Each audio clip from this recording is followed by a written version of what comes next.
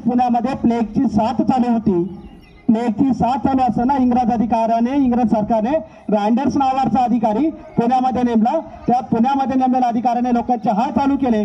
Plague पासून वाचवण्यासाठी लोकांना मदत करण्याच्या ऐवजी ज्या व्यक्तीने लोकांना प्लेगच्या ताब्यात सोडलं त्यावेळेस आपल्या केशरी वृत्तपत्रातून या सरकारचे डोके ठिकाणार आहेत का असा जहाल लेख लिहिणारे आमचे लोकमान्य बाळ गंगाधर टिळक आणि त्यांना ह्याच आरोपावरून इंग्रज सरकारने त्यांना मंडळाच्या कारावासात टाकलं. 6 वर्ष तुरुंगवासाने भोगलं आणि त्या तुरुंगवासात असताना केवळ तुरुंगवास न रोखता त्यांनी समाजामध्ये जागृती व्हावी म्हणून गीता रहस्य त्यांनी निर्माण केलं. असे आमचे महान क्रांतिकारक लोकमान्य बाळ गंगाधर टिळक. या बाळ गंगाधर टिळकांचा स्वाभिमानाचा लढा हा लहानपणापासून चालू झालेला होता. एकदा शाळेत उडत असताना त्यांच्या वर्गामध्ये कोणीतरी भुईमुगाच्या शेंगा खाल्लेल्या होत्या आणि टरफले वर्गात टाकलेली होती. वर्गात शिक्षक आल्यानंतर शिक्षकांनी विचारलं की टरफले कोणी उचलली. वर्गातल्या कोणत्याही विद्यार्थ्यांनी त्या ठिकाणी नाव सांगितलं नाही. परिणामी शिक्षकांनी प्रत्येकाला उभं राहण्यास सांगितलं आणि 2-2 छड्या हातावर मारण्यास सांगितलं. ज्या प्रत्येक विद्यार्थ्यांनी घेतला आणि ज्या वेळेस लोकमान्य टिळक यांचा क्रमांक काय शिक्षकांसाठी आला त्यांनी स्वाभिमानाने सांगितलं मी भुईमुगाच्या शेंगा मी खाल्लेल्या नाहीत आणि मी टरफले उचलणार नाहीत. इतका टोकाचा कणखरपणा असणारे लोकमान्य टिळक यांनी हा आयुष्यभर जपला आणि हा आयुष्यभर जपल्यानंतर त्यांनी आपला हा कणखरपणा केवळ आपल्यापर्यंत सीमित न ठेवता जसे आपल्या मॅडमने सांगितलं त्यांना त्या ठिकाणी शिक्षकांचे आणि कर्मचाऱ्यांचे मतभेद झाल्यामुळे त्यांनी आपला जो कोर्स होता मध्यंतरी सोडला. त्यानंतर त्यांनी याच्यातून प्रेरणा घेत पुणे येथे डेक्कन एज्युकेशन सोसायटीची स्थापना त्यांनी केली आणि त्यामुळेच आज पुण्यामध्ये एक अग्रेसन जे फर्ग्युसन कॉलेज आहेत हे सुद्धा डेक्कन एज्युकेशन सोसायटीचं कॉलेज लोकमान्य टिळकांनी स्थापन केलं होतं. ज्याचं कारण होतं आमच्या भारतातील आमच्या देशातील महाराष्ट्रातील सर्व तळागाळातील लोकांना मोलाचं शिक्षण त्या ठिकाणी घेता यावं. सार्वजनिक शिवजयंती सर्वप्रथम रायगडावरील छत्रपती शिवाजी महाराजांची समाधी शोधून काढणारे महान क्रांतिकारक महात्मा ज्योतिबा फुले यांच्यापासून सुरुवात झालेला हा शिवजयंतीचा जो कार्यक्रम आहे हा व्यापक स्वरूपात करण्यात यावा. याचं कारण होतं ज्या वेळेस कालखंड लोकमान्य टिळकांचा असताना भारत देशावर इंग्रजांचं राज्य होतं आणि इंग्रजांच्या विरुद्ध लोकांमध्ये जनजागृती करावी स्वातंत्र्य चळवळीचे बीजे पेरले झाले. यामुळे लोक एकत्र कशा करता येतील यासाठी त्यांनी शिवजयंती आणि सार्वजनिक गणेशोत्सव त्या ठिकाणी चालू केला. ज्याचा परिणाम लोकांमध्ये आपल्या स्वातंत्र्याबद्दल असणारी विचारांची उणीव त्यांनी भरून काढली आणि लोकांना त्यांनी सांगितलं की स्वराज्य हा माझा जन्मसिद्ध हक्क आहे आणि तो मी मिळवणारच. आणि त्यावेळेस भारतीय स्वातंत्र्य चळवळी त्यावेळेस चालू झाली. भारतीय स्वातंत्र्य लढ्याच्या वेळेस राष्ट्रीय सभा अस्तित्वात होती. राष्ट्रीय सभेमध्ये 2 गट निर्माण झाले, एक जहालवादी गट आणि एक मवाळवादी गट. या जहालवादी गटाचे नेते होते लोकमान्य टिळक. त्यांचं म्हणणं जर का कानात सांगून जर का न्याय मिळत नसेल तर कानाखाली वाजवून न्याय मिळालाच पाहिजे, पण न्याय हा मिळवावाच लागेल असं मत मानणारे लोकमान्य टिळक. त्यांनी केसरी आणि मराठा यासारखी वृत्तपत्र त्या ठिकाणी त्यांनी चालू केली आणि रँडर्स अधिकाऱ्याचा त्यांनी आपल्या लेखनातून उल्लेख केला, वारंवार टीका केली आणि त्यातून प्रेरित होऊन चाफेकर बंधूंनी रँडर्स या अधिकाऱ्याचा वध त्या ठिकाणी केला आणि त्या वध केल्याच्या कारणास्तव यांचा देखील कटात सहभाग आहे असं इंग्रज सरकारने सांगून त्यांना सुद्धा त्या ठिकाणी अटक केली. परंतु यांनी तुरुंगात असताना देखील आपलं वृत्तमानपत्र त्या ठिकाणी चालू ठेवलं. अशा ह्या महान नेत्याला कोटी कोटी अभिवादन. आणि त्या दिवशी लोकमान्य टिळकांचा अंत झाला 1 ऑगस्ट 1920 रोजी सांगली जिल्ह्यातील वाटेगावमध्ये एका कष्टकऱ्याच्या गरीबाच्या घरामध्ये एक रत्न जन्माला आलं.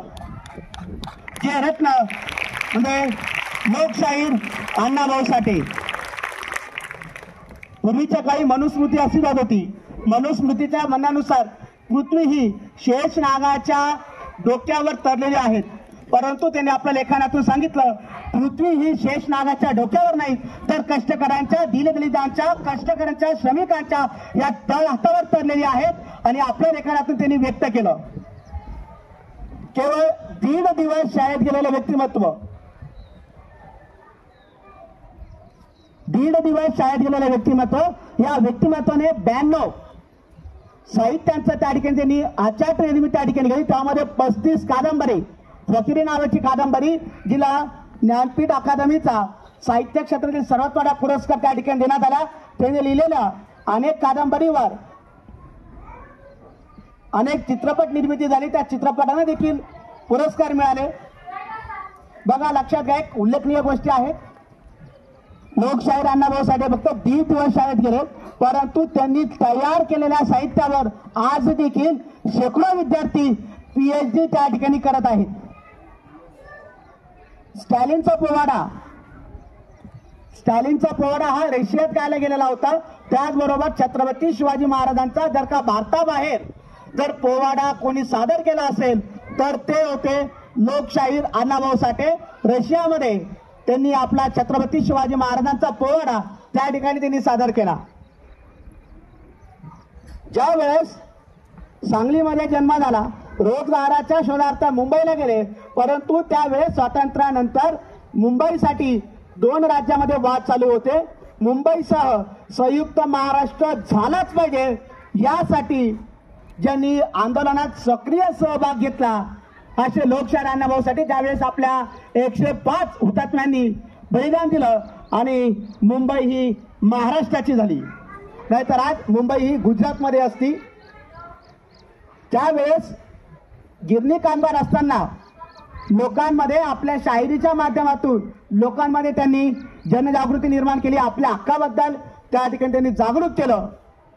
त्याचबरोबर माझी मैना गावाकडेच राहिली ही पक्कड, म्हणजे मी जरी शहरात आलोय पण माझा जीव म्हणजे माझा आत्मा हा गावातच अडकलेला आहे.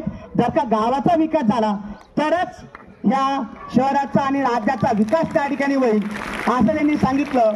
म्हणजे अत्यंत जहालवादी लेखन आपल्या साहित्यातून त्यांनी केलं आणि तत्कालीन समाजामध्ये असणाऱ्या अपप्रवृत्ती ज्या होत्या, अस्पृश्य मानल्या जाणाऱ्या जातींना पाण्यापासून वंचित ठेवणं, त्यांची सावली सुद्धा अंगावर पडून न देणं हे त्या ठिकाणी होतं. त्यावेळेस भारतरत्न, विश्वरत्न डॉक्टर बाबासाहेब आंबेडकर यांचा व्यापक कार्य त्या ठिकाणी होतं. त्यांनी त्यांचा आदर्श आपल्या समोर ठेवला. बदल हे जग घालून गाव, सांगून गेले माझा भीमराव, असं सांगणारे बाबासाहेबांचा आदर्श त्यांनी घेतला आणि सर्व समाजाला एकरूपतेने, समानतेने पुढे नेण्याचा त्यांनी प्रयत्न केला. आज त्यांची 104वी जयंती त्या ठिकाणी आपण आज साजरी करतो आहोत. ही जयंती साजरी करण्याचं कारण या ठिकाणी काय आहे, त्यांनी केलेल्या कार्याचा उदय होतो. आपण करत आहोत, का करत आहोत, त्यांनी केलेलं कार्य हे समाजाला प्रेरित आहेत. सर्व समाज बांधव एक आहेत हे सांगण्याचा त्यांचा प्रयत्न. आणि आपण सर्वजण जी सगळे संविधान म्हणतो, आम्ही भारताचे लोक, धर्मनिरपेक्ष भारताचे नागरिक, धर्मनिरपेक्ष म्हणजे आपल्या देशाचा कोणताही अधिकृत धर्म त्या ठिकाणी नाहीये. आपल्या देशातील सर्व नागरिक बंधुभावाने एकत्र त्या ठिकाणी राहतात. हाच बंधुभाव आपल्याला पुढे जोपासता यावा यासाठी हे सांस्कृतिक कार्यक्रम घेतले जातात. आपल्या शाळेतील बालगोपाळांनी विचार प्रकट या ठिकाणी केले, त्यांचा आदर्श आपण त्या ठिकाणी घ्यावा. पुढील कार्यक्रमामध्ये याच्यापेक्षा अनेक जास्त संख्येने विद्यार्थ्यांनी सहभाग नोंदवावा अशी अपेक्षा सर. वेळही भरपूर झालेला आहे, त्यामुळे आपले सर्वांचे रजा घेतो आणि माझे 2 शब्द या ठिकाणी संपवतो आणि पाहुण्यांच्या वतीने हा कार्यक्रम संपला असे मी जाहीर करतो. सर्व शिक्षक